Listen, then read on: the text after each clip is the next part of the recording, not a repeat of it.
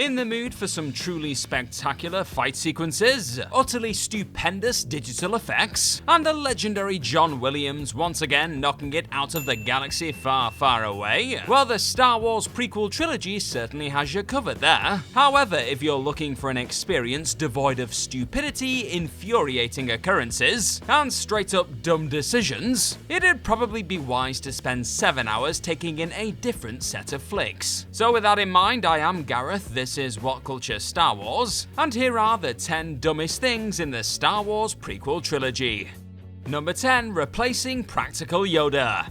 The second George Lucas decided to go back and digitally mess with the new practical Yoda puppet he'd introduced in Episode 1, The Phantom Menace in 2011, that once jarring, slightly less wrinkly creation didn't seem quite as dreadful anymore. It's not hard to see what the iconic filmmaker was going for. He wanted his prequels to look a little more consistent, with Yoda ultimately going fully CGI in Attack of the Clones and Revenge of the Sith. But all making the Master a fully digital character did was set the stage for a ridiculous flipping green blur swinging around a laser dagger a few times. Replacing the wonderful puppet fans had grown to love in those prior episodes was a dumb call to begin with. Yoda was about 900 years old in Return of the Jedi. Would a couple of decades have really altered his look that much? Choosing to then completely scrap that practical look in favour of a far less realistic CGI version was idiotic. And it wasn't exactly all that surprising to see the return of a puppet when the legendary Jedi popped back up in The Last Jedi many years later. Number 9. Introducing R2's ability to fly.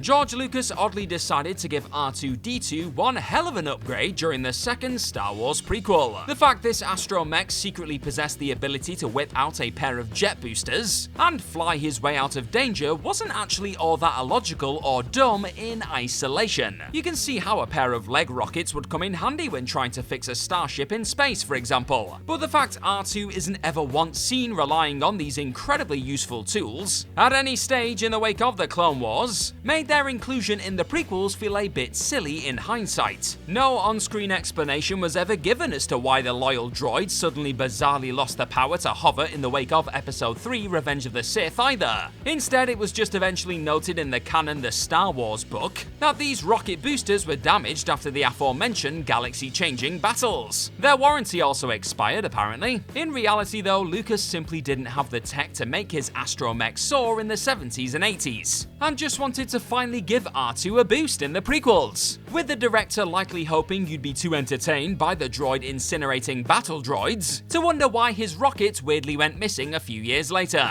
Now I've got a quick question for you. Who is your favourite droid in the galaxy? Is it R2-D2 or someone else? You let me know in the comment section right down below. Number 8. Padme's bizarre shirt rip. Don't you just hate it when a terrifying alien cat swings its claws at you and inadvertently leaves you with a sexy variation of your favourite outfit after managing to keep the rather creepy Nexu at bay for a spell within the Petronarchy arena? Poor Padme Amidala is horrifically slashed by the beastie in the lead up to the first battle of Geonosis in Attack of the Clones. But in a move that has only become dumber by the year, not only was the former Queen of Naboo left with some nasty gashes on her back here, her outfit was also conveniently altered too. After being caught by the nails of the alien creature, the entire bottom half of Amidala's top swiftly disappears, unnecessarily exposing Natalie Portman's stomach in what looked to be a painfully obvious attempt to spice up her look for the battle to come. Amidala should have been in absolute agony after being horrifically swiped by the deadly being from here on out. Instead, she was left with a few scratches and an exposed midriff because Lucas and co wanted to please the horny teens in attendance. Number 7. Anakin's inconsistent armor.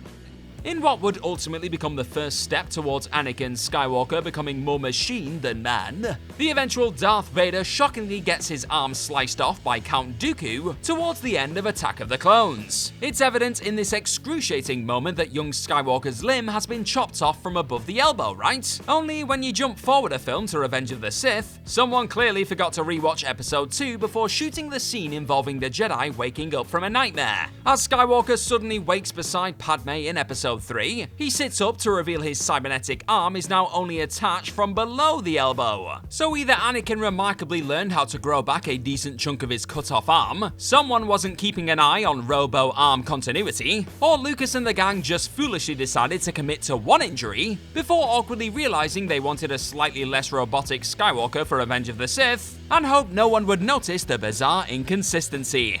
But we did! Number 6, Mace Windu doesn't bring enough backup.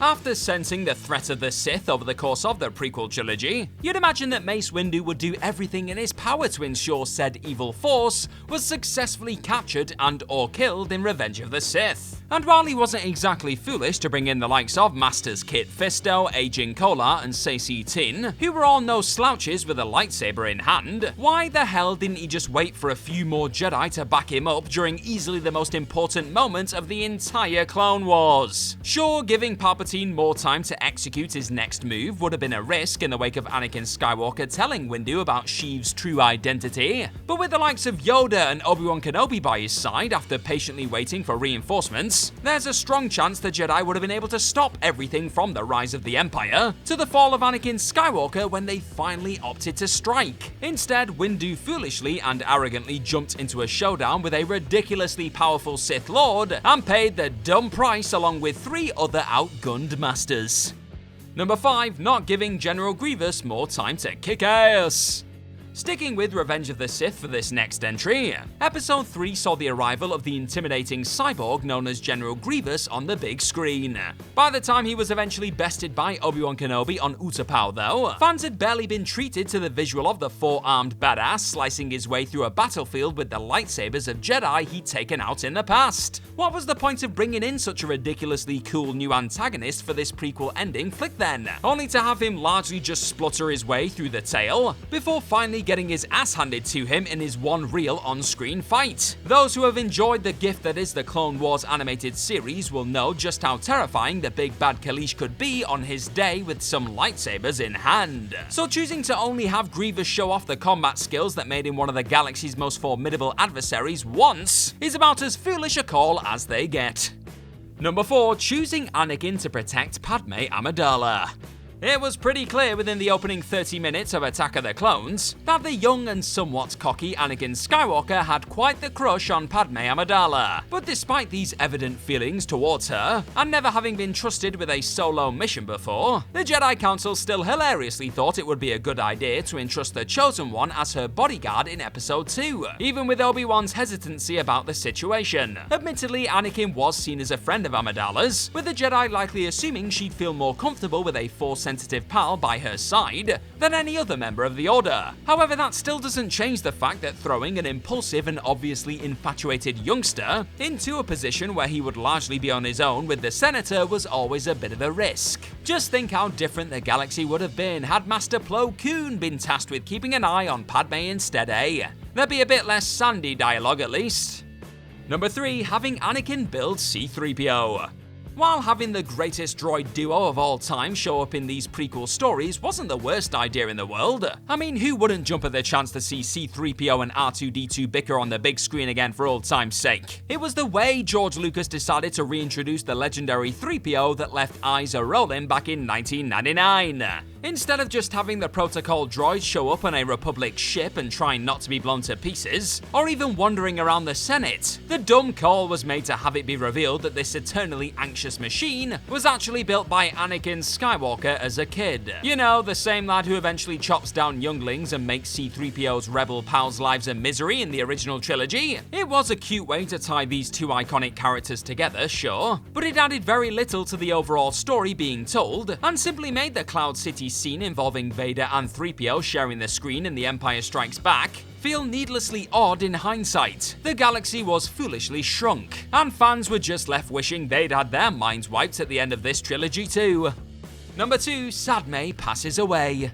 After battling alien kitties in an accidental crop top, and blasting her way out of trouble on a number of occasions throughout the prequels. How did George Lucas decide to have Luke and Leia's mother bite the dust? Not due to Anakin Skywalker accidentally and tragically murdering her, as that dastardly Sheev claimed, or after bravely sacrificing herself for democracy. Nope, Lucas instead opted for the far more dumb option of just having the brave Padme Amidala succumb to a broken heart post-childbirth. Folks have been known to sadly lose the will to live after a partner passes away in real life, of course, but for such a young, strong, and inspiring figure to simply throw in the towel after watching her hubby wander over to the dark side has never not been one of the stupider moments to go down within the Star Wars universe. And if choosing to write the former Queen of Naboo out of the Skywalker saga in the most rushed and baffling way imaginable wasn't bad enough, this bizarre end also spoiled Leia's original trilogy comments about remembering her own mother during her childhood.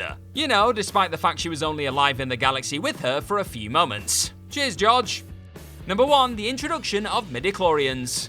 You had a bad feeling this one was coming, right? The Force was seen as a wondrous and spiritual energy that could be harnessed by only a few during the original trilogy, with those Force-sensitive beings taking the time to learn how to control the energy that binds the galaxy together. And while further information about the mysterious energy was to be expected in a collection of flicks set at the time of the Jedi Order being very much present in the galaxy far, far away, few were prepared for the soulless, daft, and unnecessary introduction of the concept of midichlorians.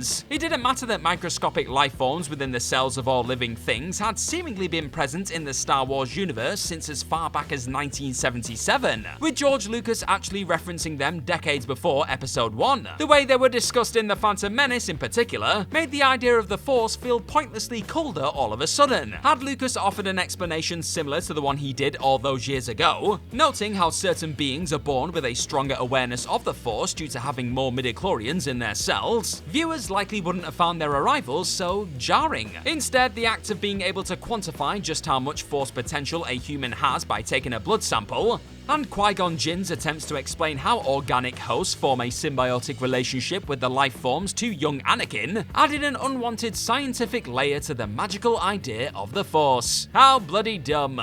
And that's our list. Know of any other dumb prequel things that we've missed? Well, let us know all about them in the comments section right down below, and don't forget to like, share, and click on that subscribe button while you are down there. Also, if you're a fan of this sort of stuff, then please head on over to whatculture.com and find some more fantastic articles just like the one this video you're watching right this second is based on. I've been the always dumb Gareth from What Culture Star Wars. May the Force be with you as always. Thanks for watching this video today, and hopefully we'll see you again soon. Bye bye!